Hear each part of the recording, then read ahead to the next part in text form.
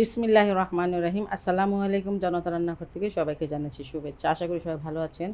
আজকে আমি যে রেসিপিটি করব সেটা হচ্ছে ডিম আর বেগুনের একটা তরকারি, অসাধারণ মজার। যাই হোক, এখানে দুটো পেঁয়াজ কুচি আছে আর দুটো কাঁচামরিচ কুচি, একটুখানি মরিচের গুঁড়া দিলাম, হলুদের গুঁড়া, একটু জিরা ধনিয়ার গুঁড়া, এটা ভাজা জিরার গুঁড়া কিছুটা, আর একটুখানি আদা রসুনের পেস্ট। এক চুটকি নিলেই হবে। আর লবণটা স্বাদ মতন দিলাম। সব কিছু ভালো করে মাখিয়ে নেব।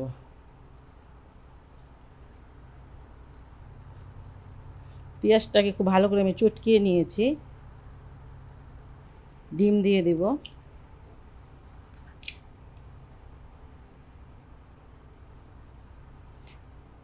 হাত দিয়ে সবগুলো মাখিয়ে নিচ্ছি।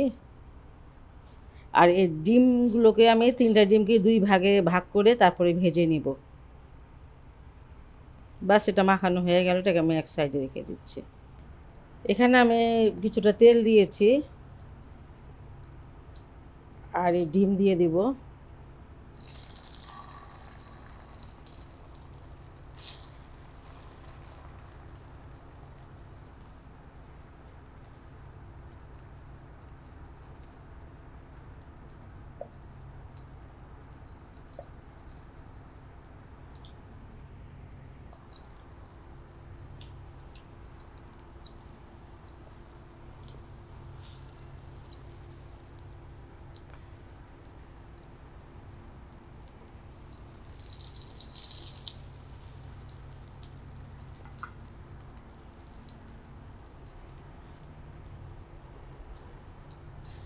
এই যে এটার ধার ঘেঁষে তারপর আর একটু ডিম দিয়ে দেবেন।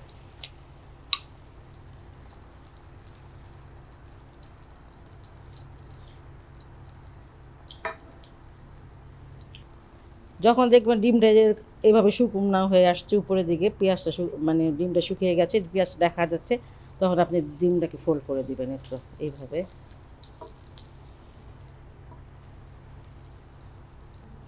আপনি ইচ্ছা করে এটা চুলায় এইভাবে কেটে নিতে পারেন।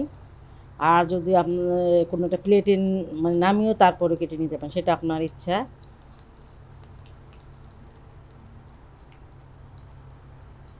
একটু ছোট করে পিস করে নিলে হয় কি, পুরোটা মশলা ঢুকে, আর এই যে লেয়ার লেয়ার হয়েছে, এটার ভিতরে পুরোটা মশলা ঢুকলে এটা খেতে অনেক ভালো লাগে। এগুলো আমি এখন নামিয়ে নিচ্ছি। আর এইভাবে করে আমি দ্বিতীয় ডিমটাকে ভেজে নেব। এই যে আমি বেগুন দুটা নিয়েছি, 200 গ্রাম হবে। আর এই বেগুনগুলো গোল গোল কেটে তারপর লবণ, মরিচ আর হলুদ দিয়ে মাখিয়ে নিয়েছি। এরকম মাখিয়ে একটু রেখে দিলে হয় কি, এটাতে অনেক পানি ছেড়ে দেয় আর তেলটা কম লাগে ভাজতে। বেগুনগুলো আমি ভেজে নিয়েছি 2 দিকে। আর অনেক বেশি ভাজা লাগবে না, কারণ এটা তো আমাকে রান্না করতে হবে, তাই না? আর এখন বেগুনগুলো আমি নামিয়ে নিচ্ছি। এখানে আমি 1 টেবিল চামচ তেল দিয়ে দিচ্ছি।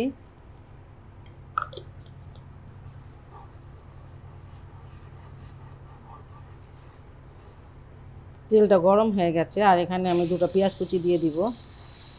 একটু তেজপাতা, ছোট্ট একটা তেজপাতাও দিয়ে দিলাম।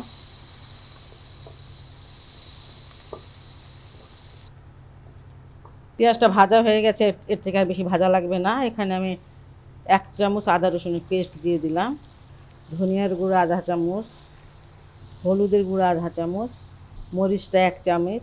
মরিচের ঝাল নিজেরা মানে কেমন ঝাল খাবেন সেই অনুসারে দিবেন। আর একটু পানি দিয়ে দিচ্ছি, মশলা যাতে পুড়ে না যায়।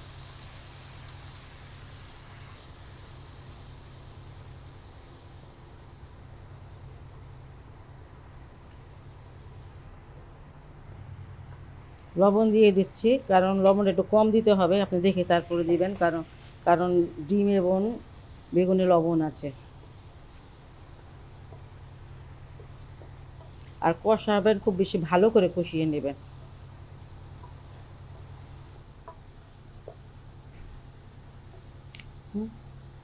মশলাটা আমি খুব ভালো করে কষিয়ে নিয়েছি। আর এখন পানি দিয়ে দিব। এখানে 200 গ্রাম পানি আছে।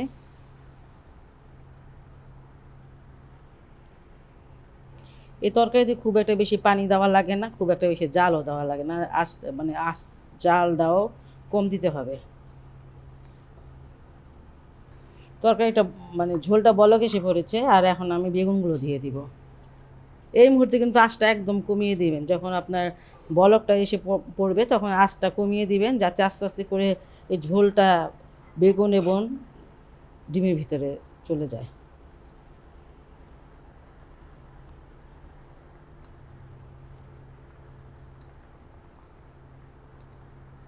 এখানে আমি অর্ধেকটা টমেটো নিয়েছি, আর দিয়ে দিচ্ছি যে 4টা কাঁচামরিচ, মুখটা ফেলে দিয়েছি ঝালটা যেন কম বের হয়। এখানে আমি আধা চামচের মতন জিরার গুঁড়া দিয়ে দিব।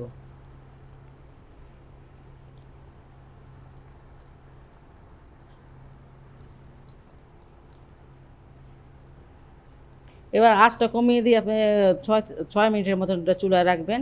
আর যে ঝোলটা সেটা কিন্তু ডিমের ভিতরে ঢুকে যাবে।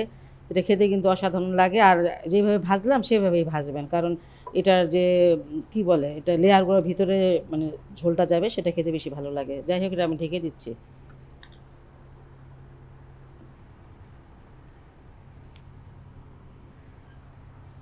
8 মিনিট পর আমি আসলাম, আর এখন আমি ধনিয়া পাতা দিয়ে দিচ্ছি। ধনিয়া পাতা দিয়ে আমি এটা চুলাটা বন্ধ করে দিব, আর এটা যে ফ্লেভার সেটা মানে ডিমে মানে চলে যাবে।